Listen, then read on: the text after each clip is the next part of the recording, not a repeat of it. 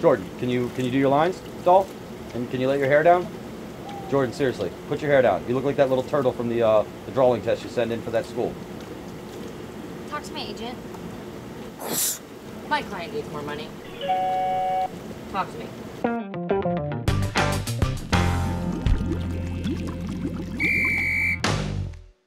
Hey, fantasy football fans. Welcome to Hot Tub Sleeper Picks. It's week 14, and if you're not in the playoffs already, or if this isn't your last regular season game, then your league is crazy. So, I guess I'll break the news. This is our last regular episode this season. No more sleepers after this week. But we will have an extra special holiday episode for you next week. Well, I guess I'm going to start us off. My sleeper pick for week 14 is James Starks, running back for the Green Bay Packers. We've been waiting and waiting for this guy all season, and he's finally here. Last week, Starks carried the ball 18 times for 73 yards. Not great, but pretty darn good for a guy that hasn't played in almost 2 years. Coach McCarthy seemed impressed, and it's easy to imagine him getting the Lions' share of carries this week at, well, the Lions.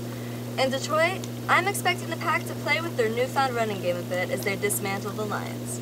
Starks should see close to 20 carries against the 25th ranked run defense, and with Aaron Rodgers keeping everyone honest, in his second game with 100+ yards and a touchdown.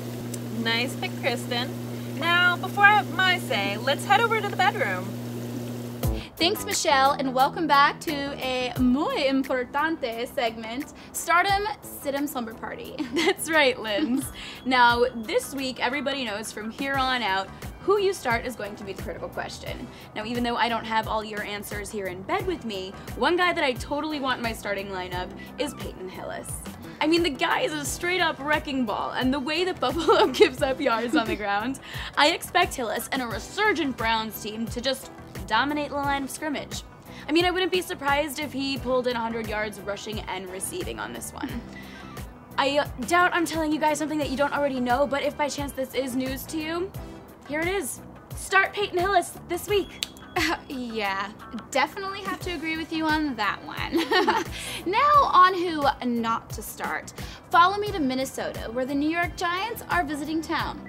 I'm gonna go out on a limb and tell you not to start Ahmad Bradshaw. Ooh. The shifty, explosive former starter is facing a Vikings team that is finally starting to feel good about themselves. At home, their defense is actually playing closer to expectations, and I expect them to shut down Ahmad this week. So if you've got better options, keep him on your bench.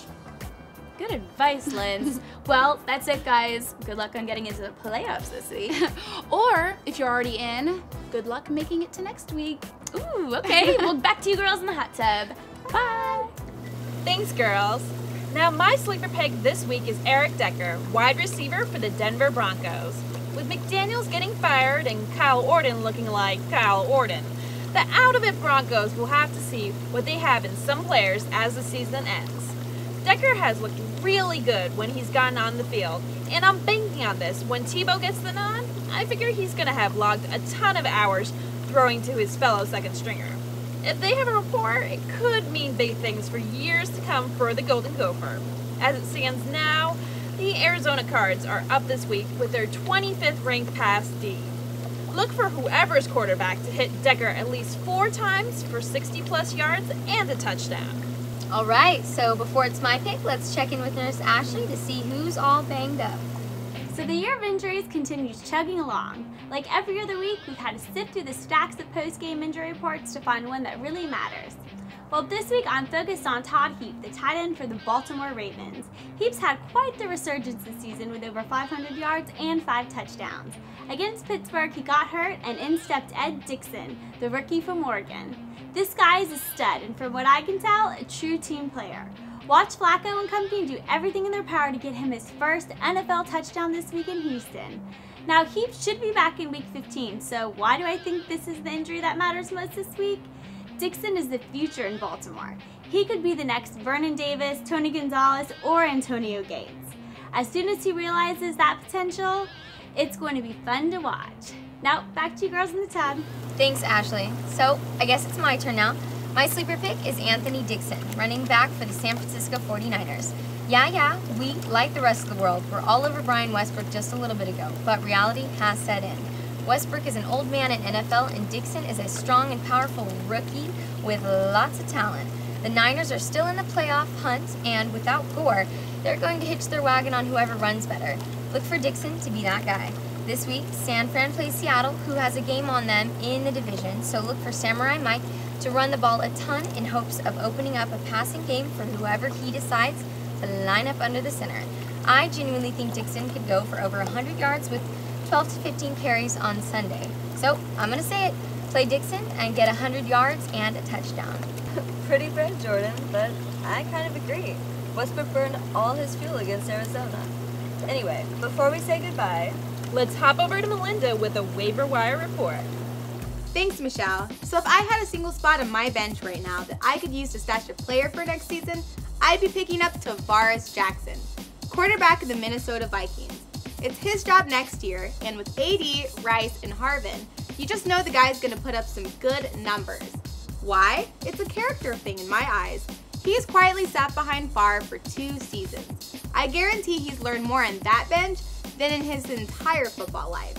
Stash Jackson if you can, because he'll either be a huge week 1 waiver wire pick for someone else next year, or a cog in your 2011 championship machine. Thanks everyone for watching.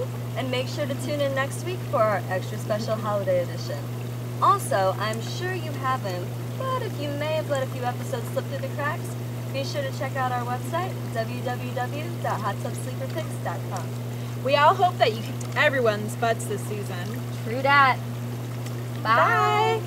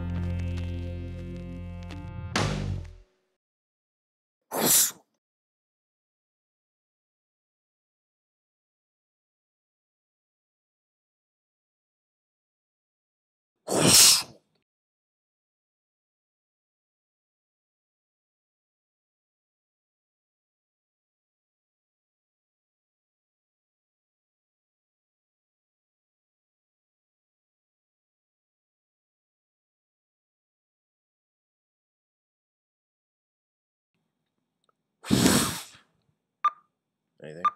The second one's better.